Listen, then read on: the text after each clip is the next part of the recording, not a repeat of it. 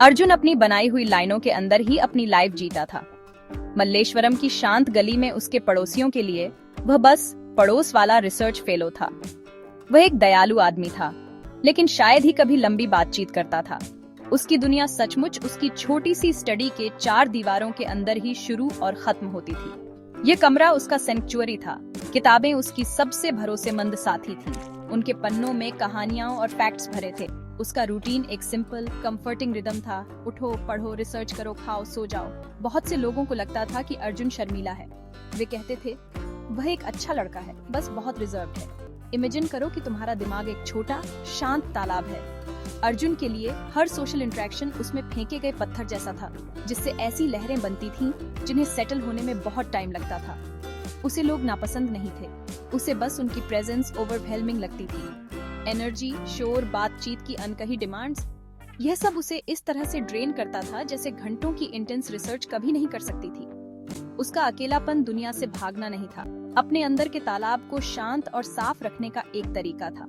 उसकी daily life इस जरूरत का सबूत थी। उसने ऐसे रिसर्च प्रोजेक्ट्स पर काम करना चुना जिसमें मिनिमम टीम कोलैबोरेशन की जरूरत होती। खुशी हलचल भरी पार्टियों या तेज आवाज वाली गैदरिंग्स में नहीं मिलती थी। लोग अक्सर शांत लोगों को गलत समझते हैं। वे चुप्पी देखते हैं और उदासी या एरोगेंस मान लेते हैं। लेकिन अर्जुन के लिए चुप्पी की अपनी एक भाषा थी। ये उसके विचारों के जुड़ने की आवाज थी। उसकी दुनिया बाहर वालों को छोटी लग सकती थी, लेकिन उसके लिए वह उतनी ही विशाल थी जितनी यूनिवर्स वह अपनी किताबों में स्टडी करता था। मुझे याद है, एक बार अर्जुन का छोटा कजिन रवि गांव से मिलने आया था, जो लाइफ और कहानियों से भरा था। उसे अर्जुन की शांत लाइफ उदासी की निशानी लगती थी। चलो ना भैया, वह कहता था, मार्केट चलते हैं, मेरे दोस्तों से मिलते हैं।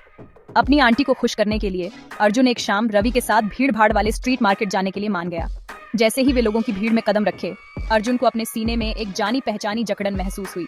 वेंडर्स की तेज आवाजें, भीड़ का धक्का मुक्की, ऑटो रिक्शा के हॉर्न की तेज आवाज, यह एक सेंसरी असॉल्ट था।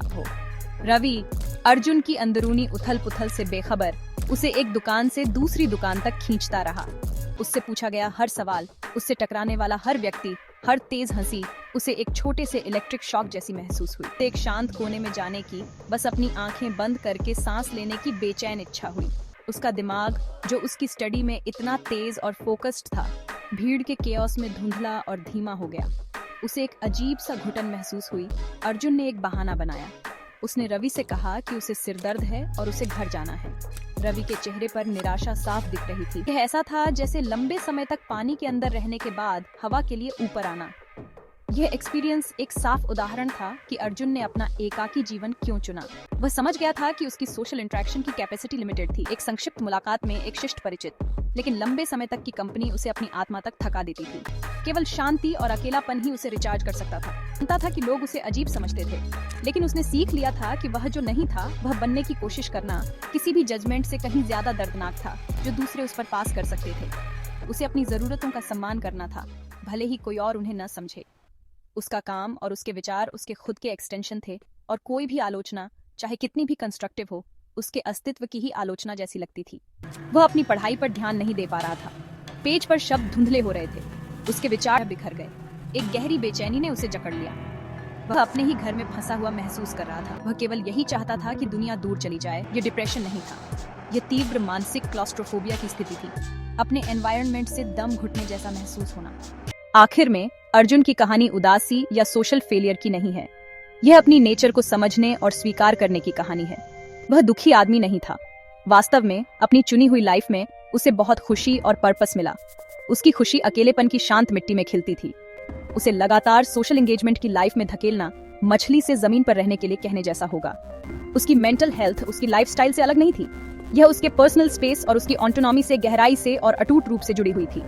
उसे अपने जहाज का कप्तान बनने की जरूरत थी, उन शांत पानी में नेविगेट करना जिसे वह सबसे अच्छी तरह जानता था। उसकी चुनौतियां लोगों के साथ नहीं थीं, बल्कि उन अदृश्य डिमांड्स के साथ थीं जो कंपनी उस पर डालती थी।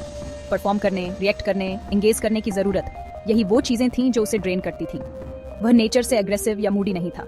इरिटेबिलिटी और एंजाइटी जो कभी कभी सामने आती थी, वह उसका असली रूप नहीं था। वे डिस्ट्रेस सिग्नल्स थे, एक दिमाग की चीखें थीं जिसे अपनी सीमाओं से परे धकेला जा रहा था। उसकी असली पर्सनैलिटी तभी पनप सकती थी जब वह सेफ और बाहरी दबावों से बेखौफ महसूस करता था। हम ऐसी दुनिया में रहते हैं जो अक्सर outgoing, social butterfly, team player को सेलिब्रेट करती है।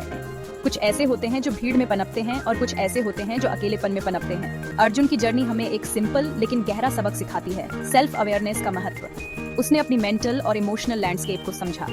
वह जानता था कि उसे बैलेंस और प्रोडक्टिव महसूस करने के लिए क्या चाहिए, और उसमें एक ऐसी लाइफ बनाने का साहस था जो उन जरूरतों का सम्मान करती थी, भले ही वह उसके आसपास के लोगों की लाइफ से अलग दिखती हो। उसकी शांति कोई रहस्य नहीं थी, यह एक चॉइस थी।